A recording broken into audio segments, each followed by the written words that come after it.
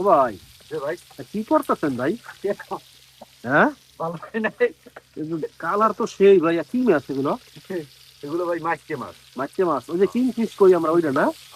আচ্ছা, ওরে ভাই, ভাজিটা যা করতেছেন এমনিতেই সরিষার তেলের ভাজি, ঘ্রানটা যখন নাকেন বাড়ি দিতেছে আমার, আমি যে কই আছি সেটা তো আর বুঝতে পারতেছি না ভাই।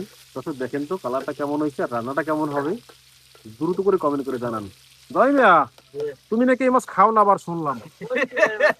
হ্যাঁ, আপনি কি কইলে না খান না, তাই আর আবার খান। তো হে বলে ইলিশ মাছ ছাড়া খায় না, কইলে না একবার হ্যাঁ, এই ইলিশ মাছ ছাড়া খায় না। খায় না। হ্যাঁ, আর ইলিশ হলাই আর খাওয়ানো নাই নাকি?